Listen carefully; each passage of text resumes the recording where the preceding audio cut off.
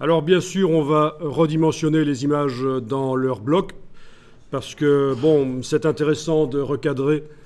Alors avec la flèche noire, vous allez double-cliquer sur le bloc.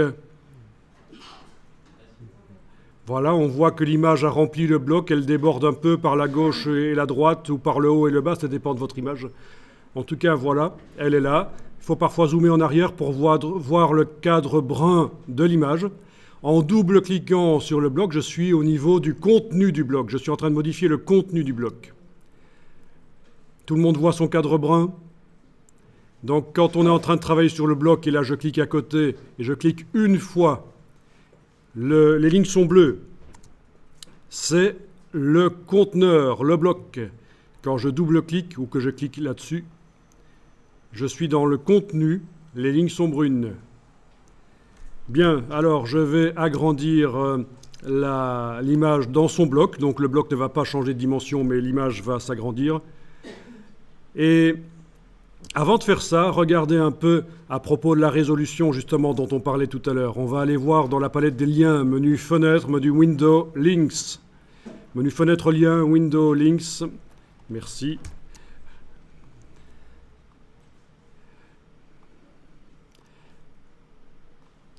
OK. Donc, l'image sur laquelle on est en train de travailler là, elle est indiquée là. Et on a les informations en bas, il faut peut-être les déployer chez vous. Et alors, vous avez la résolution qui est pré-réglée dans le fichier.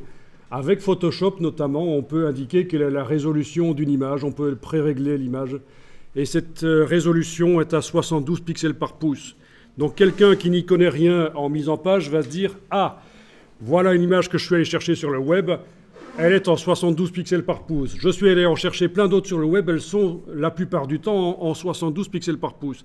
Donc elles ne conviennent pas pour la mise en page. » Que nenni! Parce qu'on l'a redimensionnée, on l'a fait assez petite sur la mise en page, et les pixels se sont tassés.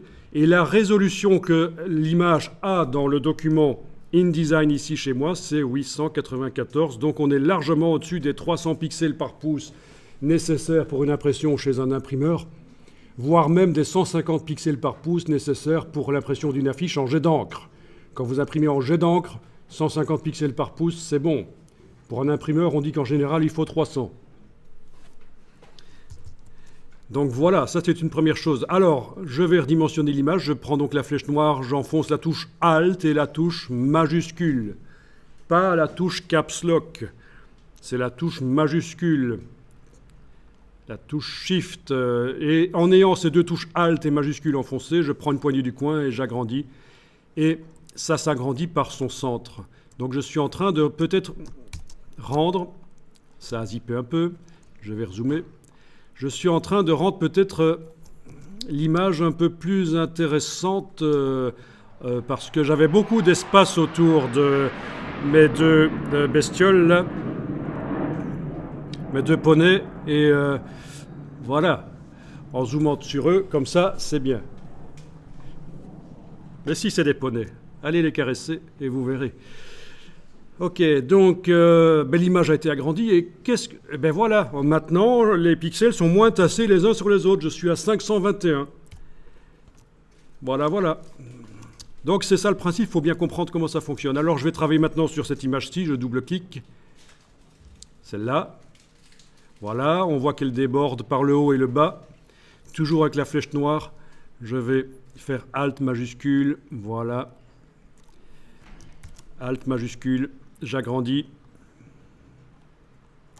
Ah oui, au fait, j'étais à combien? Je n'ai pas regardé, je viens d'annuler. Je suis à 1023 pixels, résolution de 1023 pixels par pouce pour cette image. Même si, quand je l'ouvre dans Photoshop et que je regarde la résolution, il va m'indiquer que c'est du 72. Mais ça n'a pas d'importance. Donc j'agrandis avec Alt majuscule, comme ça les proportions sont gardées, c'est important. Si les proportions ne sont pas gardées, ça se verra à cet endroit-ci. Et ce sera aussi indiqué à cet endroit-là dans les informations de l'image. Au lieu d'avoir une dimension, vous en aurez deux. Enfin, voilà. Ici, voilà. Au lieu d'avoir un pourcentage d'agrandissement, vous en aurez deux, je veux dire. si vous avez écrasé l'image dans un sens ou l'autre, ce qu'il faut éviter absolument, évidemment. Ok, alors ce qui m'intéresse, c'est la tête de ce GNU. Donc, j'agrandis. Et bien sûr, il va falloir que maintenant, sans enfoncer les touches, je repositionne l'image. Et voilà, superbe GNU des forêts ardennaises. Et résolution 286. Alors on pourrait se dire, ah, c'est pas assez, j'ai trop agrandi. Mais non, tant que vous êtes à peu près à 200, 250, 300, c'est bon, hein. Si vous envoyez chez l'imprimeur pour une impression en technique offset une image à 200 pixels par pouce, il n'y a pas de problème, ce sera peut-être un tout petit peu flou, mais ce sera très bien, il n'y a pas de problème. Donc tu me parles d'un problème là, je vais tenter de le recréer ici. Je double-clique sur cette image-là, j'agrandis avec Alt majuscule, donc ce qui permet d'agrandir par le centre, mais avant de lâcher le bouton de la souris, je fais l'erreur de lâcher les touches au clavier. Et donc il est possible que l'image se soit écrasée. Et donc du coup, on a une double résolution ici, ça dépend dans quel sens, largeur ou hauteur. On a également un double agrandissement ici en pourcentage, voilà. Donc problème. Ça, c'est quand on lâche, et là je vais faire annuler. CTRL Z plusieurs fois, commande Z sur le Mac. C'est quand on lâche les touches au clavier, Alt et majuscule, avant d'avoir lâché le bouton de la souris. Donc je recommence avec la poignée là et Alt majuscule. J'agrandis, je dois lâcher le bouton de la souris, puis les touches. Oui, je ne vous avais pas dit en fait. Ben oui, c'est des touches de contrainte, elles doivent rester enfoncées jusqu'à ce que tout soit fini. Si vous les lâchez avant le bouton de la souris, c'est comme si vous ne les aviez pas enfoncées. Surtout la touche majuscule. La touche Alt, elle sert à faire en sorte que l'agrandissement se fasse par le centre. La touche majuscule, c'est pour que les proportions soient gardées. Donc voilà. Alors l'art du recadrage, ben oui, on peut rendre des photos intéressantes grâce à un recadrage particulier, il faut le sentir. Vraiment, vous avez intérêt à recadrer les choses. Donc quand vous photographiez vous-même vos photos, faites-les à pleine résolution, à pleine définition, on devrait plutôt dire dans ce cas-là, pleine définition. Et oui, parce que dans les appareils photo, ils utilisent parfois le mot résolution. Tout comme quand on parle d'écran, quand on veut parler de la définition d'un écran, le terme résolution est parfois utilisé.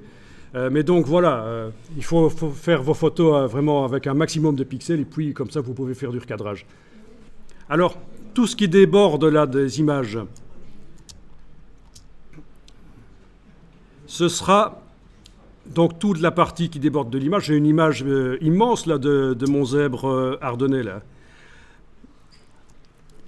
Ben, toute cette partie-là, dans le PDF, quand on exporte et qu'on donne à l'imprimeur, on peut dire qu'elle disparaît, ces parties qui ne sont pas affichées, qui ne sont pas visibles dans le document. Comme ça n'alourdit pas inutilement le PDF. Est-ce que ça alourdit le document InDesign? Pas du tout, puisque les images ne sont pas vraiment dans le document InDesign. Si je vais voir les tailles, vous allez comprendre qu'il s'agit vraiment d'un système de liens et que donc les images, on les voit dans le document InDesign bien sûr, mais elles ne sont pas vraiment intégrées. Si vos liens disparaissent, là, les images, si elles disparaissaient, le document InDesign serait inutilisable. Il a besoin des liens. Donc, on a un document ici qui fait 5,8 mégas. Ça, c'est la taille de mon document InDesign que je suis en train de travailler. Et pourtant, il contient plusieurs images, dont certaines font elles-mêmes 5,7, 4,2, etc. Donc voilà, mais en fait, il ne contient pas vraiment les images. C'est lié. C'est le principe du lien. C'est ce qui va vous permettre de faire des magazines avec des dizaines et des centaines d'images sans avoir besoin d'un ordinateur super puissant. Avec un bête ordinateur, vous y arriverez parce que les images ne sont pas vraiment dans InDesign. À ce propos, si ça devient lent à un certain moment, vous avez même la possibilité de demander de voir les images en basse définition. Ça va libérer de la ressource informatique et ça va vous permettre de faire des documents longs malgré que vous avez un ordinateur un peu faiblard. Dans le menu Affichage, View, Performance d'affichage, si on passe en affichage standard, Typical Display, on voit moins de pixels, ça permet quand même de faire la mise en page, mais ça va libérer de la ressource informatique. Bon là, vu qu'on est avec un document avec peu d'images, je peux me permettre de demander un affichage haute qualité qui sera un peu comme dans Photoshop donc. On voit tous les pixels comme quand on ouvre les images dans Photoshop. Alors n'oubliez pas d'enregistrer le document, c'est vrai qu'on n'a pas encore vraiment enregistré, il ne faudrait pas perdre ça.